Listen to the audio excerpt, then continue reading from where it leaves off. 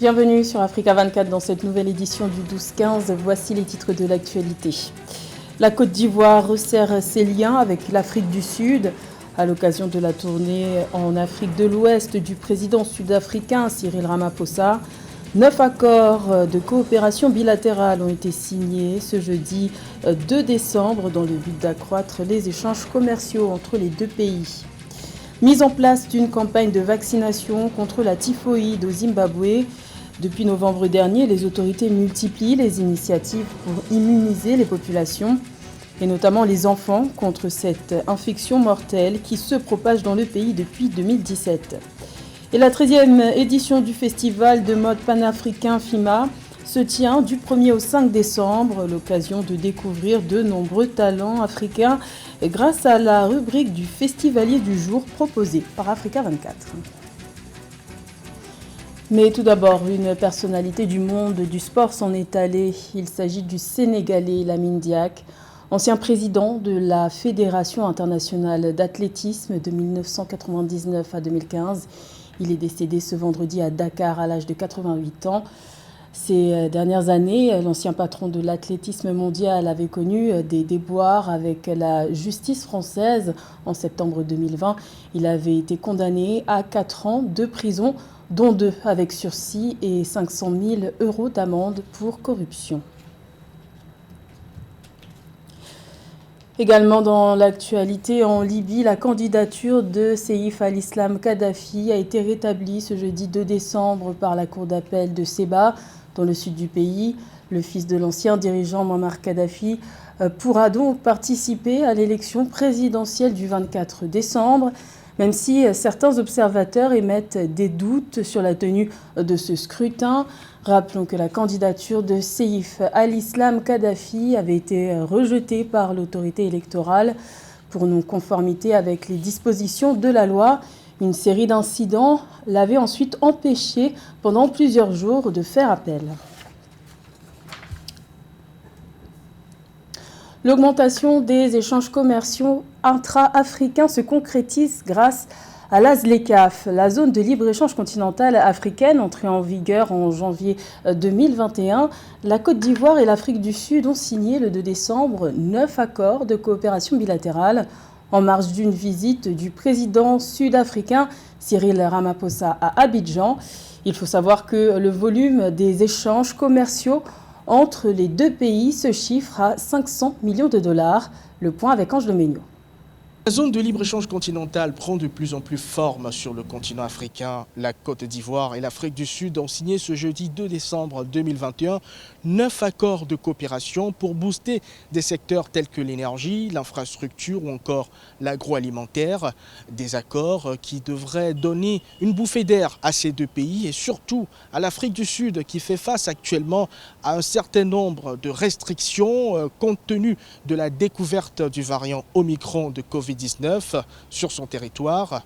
Des restrictions que le président sud-africain a d'ailleurs condamnées. Ce dernier va continuer sa visite de travail en terre ivoirienne jusqu'à ce vendredi 3 décembre 2021 avant de poursuivre sa tournée en Afrique de l'Ouest. En Tunisie, l'activité touristique reprend lentement. L'assouplissement des restrictions sanitaires liées à la pandémie de Covid-19 a permis une augmentation de 6% des recettes touristiques en 11 mois, avec une hausse du nombre de touristes entrants de 14,5% selon le ministère tunisien du tourisme. Mais cette embellie pourrait connaître un ralentissement, comme nous l'explique Joël Ballot. Malgré la pandémie persistante à coronavirus, le nombre de touristes arrivés en Tunisie entre janvier et novembre 2021 a augmenté de 14,5%. Ce pourcentage se traduit par la différence d'entrée touristique qui en 2020 était de 1 835 076 contre 2 101 534 en 2021. Une embellie qui se ressent aussi sur les recettes touristiques en hausse de 6% à un mois de la clôture de l'année.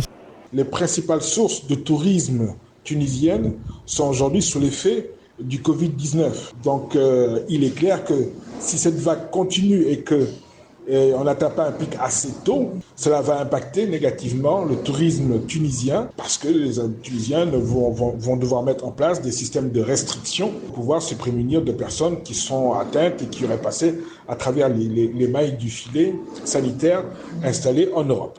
Cette embellie du secteur touristique a donné l'occasion au ministère tunisien du tourisme d'annoncer l'organisation d'un congrès sur le retour du marché français et l'accueil d'une délégation des grandes agences de voyage allemandes. Objectif, relancer l'activité touristique et retrouver le rythme d'avant la pandémie.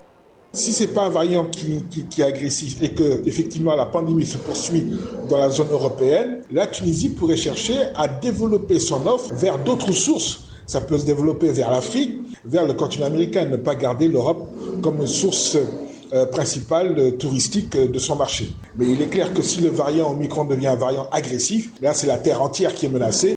À titre de rappel, l'apparition du variant Omicron impose un travail supplémentaire et un respect total des protocoles sanitaires et des mesures barrières. Une situation qui risque de ralentir le déploiement au niveau du secteur touristique tunisien. Le Zimbabwe était en 2019 le premier pays d'Afrique à bénéficier de la vaccination de masse contre la thyroïde. Et depuis novembre 2021, les autorités ont décidé de renouveler cette opération pour protéger la population et notamment les enfants contre cette infection mortelle qui se propage habituellement par l'eau ou les aliments contaminés. Un sujet de Marie-Raphaël Antolo. Au Zimbabwe, les autorités veulent immuniser les populations contre la typhoïde via l'administration du vaccin conjugué contre la typhoïde. Selon des sources médicales, l'épidémie se montre résistante à la ciprofloxacine, médicament de première intention pour le traitement de l'infection dans le pays. Ainsi, depuis novembre 2021, des campagnes de vaccination et de sensibilisation sont organisées à cet effet sur l'étendue du territoire. Recommandation donc de l'introduction du vaccin conjugué de typhoïde selon l'OMS devrait être pour les pays où la charge de morbidité due à fièvre typhoïde est la plus élevée ou la charge de morbidité due aux souches résistantes aux antimicrobiens est aussi très élevée. Malheureusement, le Zimbabwe remplit ces deux critères. En plus donc de l'épidémie saisonnière, le pays a donc connu un niveau élevé de résistance à la première ligne standard de traitement antibiotique. La dernière campagne de vaccination en date contre la typhoïde au Zimbabwe est une campagne de 10 jours qui visait des millions d'enfants âgés de 9 mois à 15 ans et qui a par ailleurs abouti à la vaccination de plus de 4 millions d'enfants contre l'infection. Des campagnes vaccinales sont par ailleurs annoncées par les autorités qui visent une couverture nationale pour réduire tous les risques d'infection à cette maladie.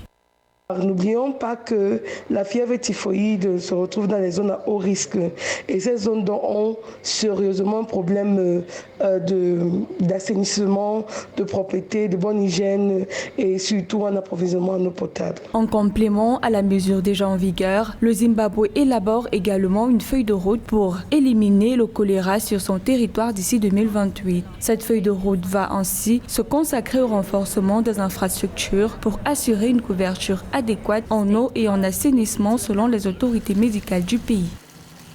Le Niger accueille depuis le 1er décembre le festival de mode panafricain FIMA dans sa capitale, Niamey. Cet événement, créé en 1998, donne l'opportunité aux talents africains de s'exprimer. Parmi les talents présents, il y a notamment la créatrice de mode Monique Élysée. Elle s'est exprimée au micro de notre correspondant Sadou, Alizé Mokhtar. Chers téléspectateurs d'Africa 24, dans ce premier numéro du Festivalier du jour. Festivalier du jour enregistré depuis Niamey, la capitale nigérienne, dans le cadre de la 13e édition du Festival international de la mode en Afrique, FIMA. Pour ce premier numéro, Festivalier du jour reçoit Madame. Je m'appelle Monique Élysée, je suis créatrice de mode nigérienne. Ma marque c'est Nika Créa. Je fais de la production de vêtements. Alors, nous sommes là au stand de Nika Créa, au FIMA, au CCFN. En tant que designer, je défile aussi, je ne tiens pas qu'un stand. En tant que designer, je défile sur des vêtements d'enfants et sur des vêtements d'adultes. Alors, parlez-nous, quelle est la particularité des produits que vous avez ici?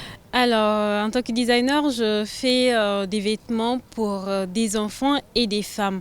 un peu de chemise parce que j'ai pas du tout d'inspiration pour habiller les hommes, mais ma spécialité c'est des vêtements de dames et des vêtements d'enfants.